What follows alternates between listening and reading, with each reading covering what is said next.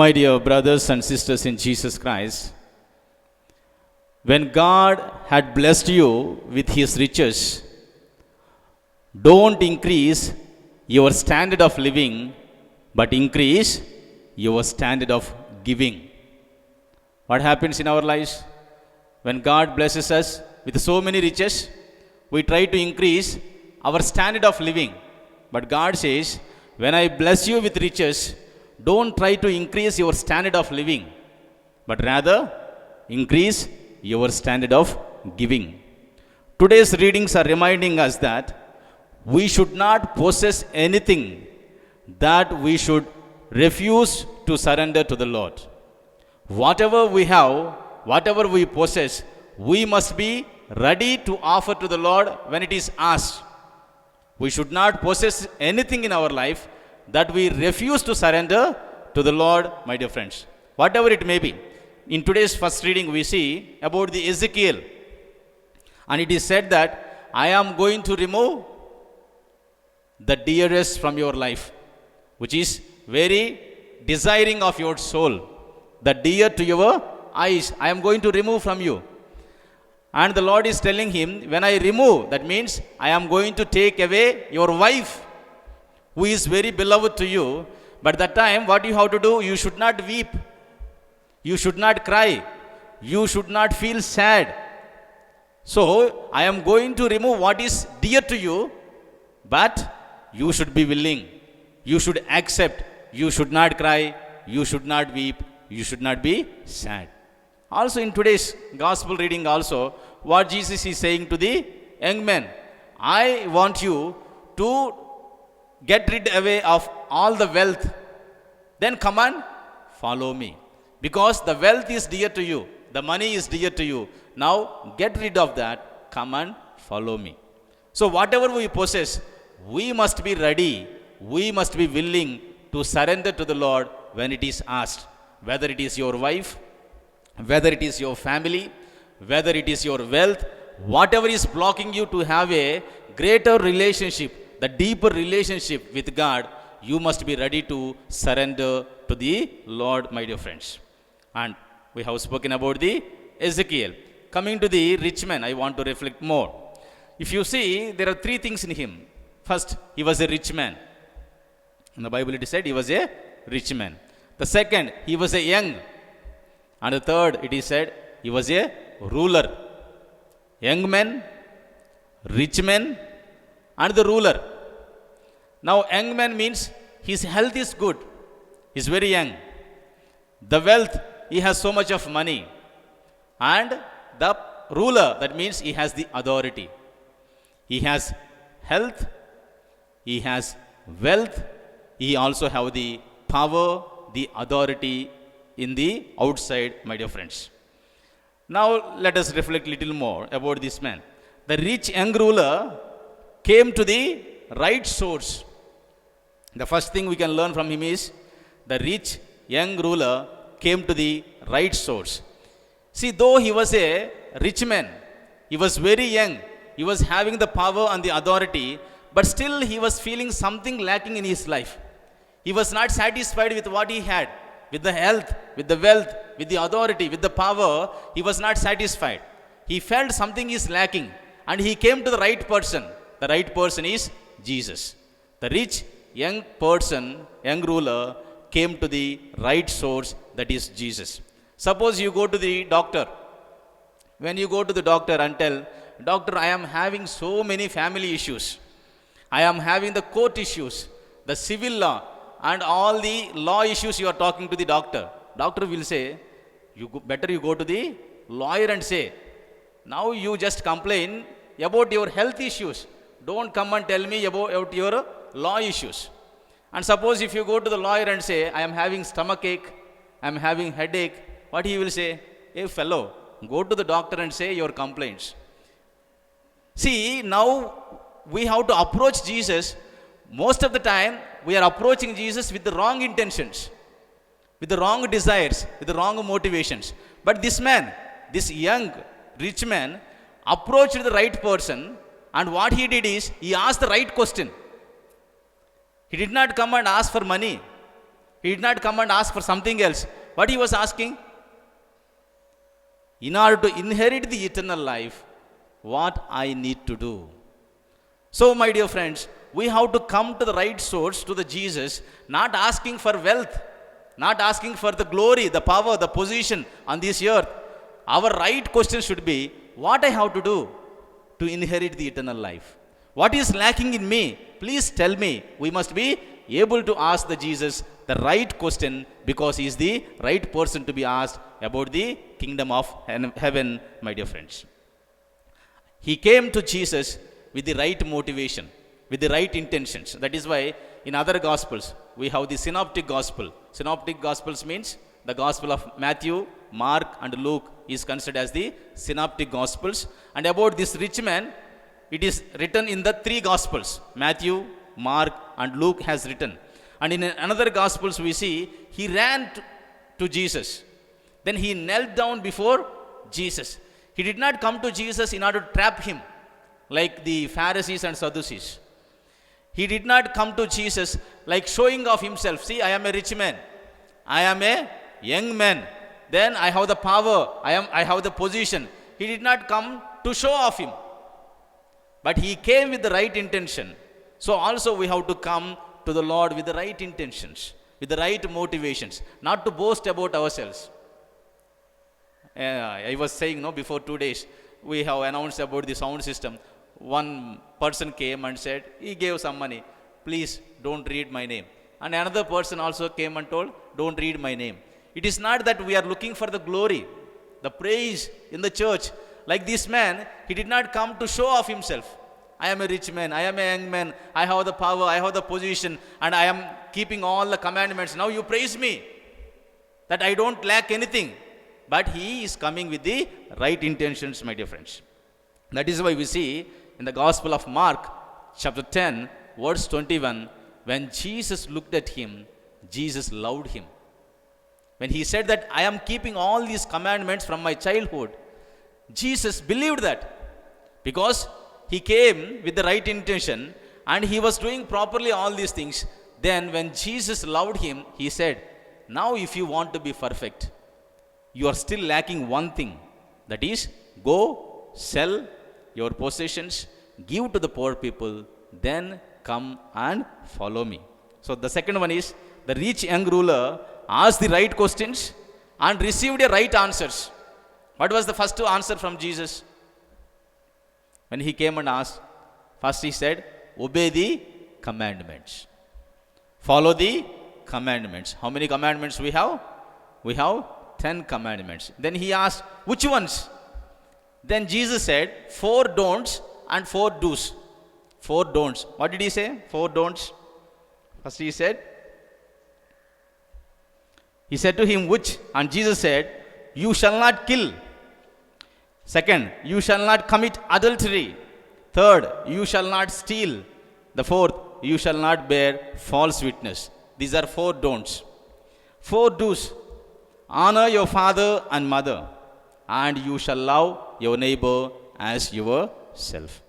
When Jesus asks something, there is a purpose. See, this fellow is a rich man, isn't it? He's the young man, and he has the power. So, as the young man, what he is saying, because you have the money, you have the authority, what you can do? Using your authority, you can kill the people. He's the ruler, he's known as the ruler. That is why he's saying, the first one is, you shall not kill. Because you have the power and authority, maybe sometimes you will kill some people. So, you shall not kill. That is one. The second one, you shall not commit adultery. Because you are young man, no? You will have all these thoughts, evil desires in your young age. So, because you are young, maybe there is a possibility for you to fall into the sin of adultery. And the third one, he said, you shall not steal. That means you are rich. Don't bribe anymore. Don't take the money from the poor people. You shall not bear false witness, because you have the authority. See, there are 10 commandments, but Jesus purposefully told these 4. Why? Because Jesus understood this fellow is the young man. So there is a possibility of committing adultery. This fellow is the rich man. So there is a possibility of taking money, stealing the money. This fellow has the authority, maybe there is a possibility of killing the other people. So that he said. And when you have all these things, what happens is today's world, when you get all these things, then you just leave your father and mother. So you have to honor your father and mother, and what he says, love your neighbor as yourself. Then he said, all these things I have been observing from my childhood onwards. Then Jesus loved him, and he said one more thing, that is, what is that second suggestion? Go, four things he said. Go, sell, give, come. Go, sell, give, and come and follow me. See, he said that the 6 commandments he was following. And how many commandments we have? 10 commandments. And finally he is saying, yeah, you are following all the commandments. But what about this first commandment? What is the first commandment? Love your God with all your heart, with all your soul, with all your might and power. What about this? So he asked, are you following the first commandment? You are following the 4th one, 5th one, 6th one, 7th one, all the 9 commandments you are following. But tell me, are you following the first commandment? If you are following the first commandment, if you want to be perfect, go, sell, give, come and follow me. Now this fellow is following all the commandments, but for him to follow the first commandment was very difficult. Then what he said? What he said? He went away sad. He went away sorrowful because he was not able to follow the Lord with all his heart, with all his mind, with all his power, my dear friends. Now, we must be willing to make changes in order to follow the Jesus Christ. We must be willing. But this man was not able to be willing to change his life. I would like to read for you James chapter 2, verse 10. Where we need to understand is, are we able to follow all the commandments? Is there anyone who is able to follow all the 10 commandments? Are we able to follow? This fellow is able to follow 6 commandments, but he was not able to follow one. That is why he was rejected. He went away with sorrow.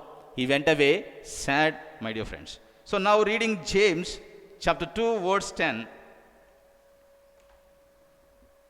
For whoever keeps the whole law, but fails in one point, has become accountable for all of it. For the one who said, you shall not commit adultery, also said, you shall not murder. And if you do not commit adultery, but if you murder, you have become a transgressor of the law. Following the 9 commandments, if you are not able to follow the one commandment, it means you are violating all the 10 commandments. It doesn't equal 9 commandments I am following. Only one commandment, no? There is no excuse. See, suppose if I am offering you like a can of Coke or maybe Sprite, and I have given you a can of Coke for you to drink, and you are just about to drink. When you are about to drink, I told you that in that can, somebody has dropped a drop of spit. Now, will you drink that can of Coke? I have offered you a can of Coke. Only a drop of spit was there. Somebody has given. Will you drink? Will you drink? Why? Because it is ruined. It is spoiled already. You don't want to drink a drink which is having a drop of spit from somebody else. Now you will ask me, if you want to offer me a Coke, offer me a new one. Don't give me this one. I don't want to drink this one because it is ruined already. It is spoiled. Also, among the 10 commandments, if you are able to follow 9 commandments, and if you are violating one commandment, which equals that you are violating all the 10 commandments. Suppose somebody comes to your house as the guest, and you want to prepare the egg curry. Okay? Now you have maybe 3 eggs. 2 eggs are very good, and 1 egg is spoiled. 2 eggs are good, no? 1 egg only spoiled. But you want to prepare the curry, and you prepared with the 3 eggs. 2 good eggs and 1 spoiled egg. Will it be okay, that curry? Now you want to make it good. Okay, now it is tasting not good. So now you added another 5 good eggs. That means now 7 good eggs, 1 spoiled egg. Still, it is not better. Then you added little more. 2 more eggs you added. Now 9 good ones, 1 spoiled one. Will that curry be okay? Will that curry be okay? No. That is what Jesus is saying. This fellow is saying, see, I did not kill anyone. I did not steal. I loved my father. I loved my mother. And I am able to love my neighbor. But his problem is, he is not able to love the Lord. He was asked, choose between God, choose between the wealth. What did he choose? He was asked, do you want God? Do you want money? Then he said, I want my money. I am in love with money more than God. So then, that is why he went away sad, my dear friends. So we need to ask ourselves, are we able to follow the commandments of God fully or not? We need to ask ourselves, my dear friends. Now, he is in love with the money. So how many of you believe that money cannot buy happiness? How many of you believe that money can't buy happiness? I think most of us believe. How many of you believe that money can buy the things but cannot buy the happiness? We all believe that money can buy the things but it cannot buy the happiness. And how many of you still believe that money cannot buy happiness but still we want more money? We know and we believe money can't buy happiness, but all of us want the more money in our lives. Though it doesn't offer us a happiness, peace and joy, but we still want more money. Which we are saying is that with our left hand we are saying that, yeah, I know, money can't buy happiness. And with our right hand we are saying that, yes, but still I want more money in my life. Money is important. Having money is not a sin. Loving money is a sin. The problem with this man is, he was rich. Having money is not a sin. But what is his problem is, he is loving money more than God. More than anything else, he was in love with his possessions. That is his problem, my dear friends. And it is amazing. Money is amazing. See, money is called in different places with different names. The money in the temple or the money in the church is called as the charity or as the donation. The same money when you pay in the school, the name changes. It is called as the fee. The same money when it is given in the marriage it is called as the dowry. Okay. Then in the divorce, it is called as alimony. And when you pay to the government, it is called as the tax. When you pay in the court, it is called as the fine. Then when you owe to somebody, it is called as the debt. When you receive after your retirement, it is called as the money is called as the pension. And when you receive from your boss, it is called as the salary. And when you receive from your parents, it is called as the pocket money or the allowance. When you borrow some money from the bank, it is called as the loan. When you offer after the good service, maybe in the restaurant, it is called as the tip. Then when you are giving some money to your kidnappers, it is called as the ransom. If you are taking the money illegally for your service, for your help, it is called as the bribe. See, money has got different names, my dear friends.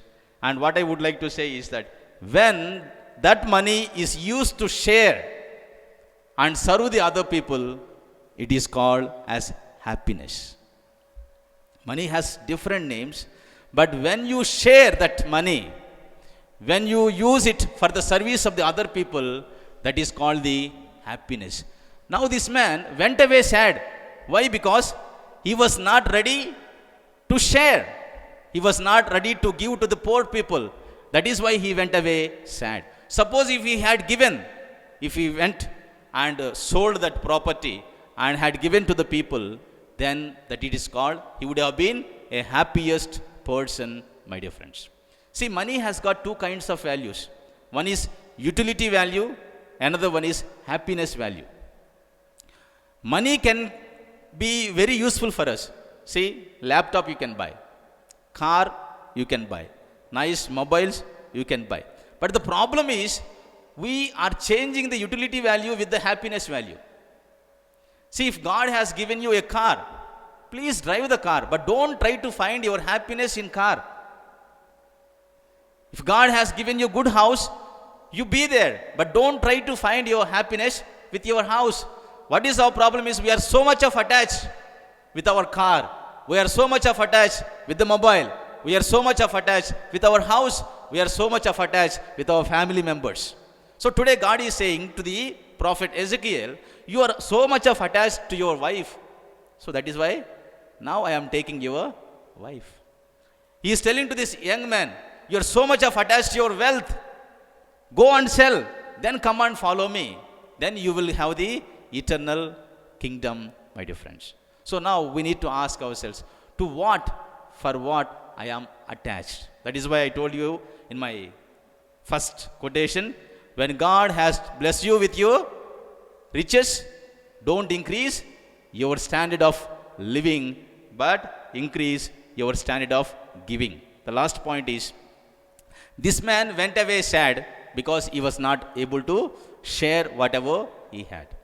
This man went away sad because he had given more important to the wealth. And the important point is, this man believed that by his merits, by his works, he can earn the kingdom of heaven. Instead of depending on God, he was not so humble. He's saying that I am keeping all these commandments. So he approached God with the proud feelings. I am okay. He felt he was a person like self-righteous person. So one day it seems, one man died, he went to heaven. And Saint Peter asked him, what did you do in order to go to heaven? Then he said that, see, I used to attend the holy masses daily. I used to pray daily. Then Saint Peter said, then 5 marks for you. Because every day you are a church goer, so for you 5 marks. Then what did you do? Something else. Then he said, I am a very responsible person. I love my father, I love my mother. I took care of them. And I love my family also. I am very, very responsible person. Then Saint Peter said, very nice. For you, another 10 marks. What else? What did you do? Then he said, on the festivals, I used to give donations, the charity in the church, in the orphanage, in the old age homes. Very nice. Another 5 marks. What else you used to do? During the Lent season, I used to fast. Oh, very nice. Another 5 marks. What else? This fellow was not having anything. All the list is finished. All the list is finished. Then he said, see, when I counted all the marks, I am getting only 25 marks. Not even the pass mark to enter the heaven. Now, if at all I have to enter heaven, it all depends on mercy of God. He said, if at all I have to enter the kingdom of heaven, it all depends on the mercy of God. These words were heard by Saint Peter. Now tell me, what did you say? He said, it all depends on the mercy of God. For this, you got another 75 marks. Now go to heaven. So my dear friends, oftentimes we think that because of our works, because of our good qualities, because of our merits, we will inherit the kingdom of God. Always believe it is just because of the mercy of God, because of the grace of God, that God is giving to us the eternal kingdom. So do not depend on your merits, but depend on the grace of God and the mercy of God. In the name of the Father, and of the Son, and of the Holy Spirit. Amen.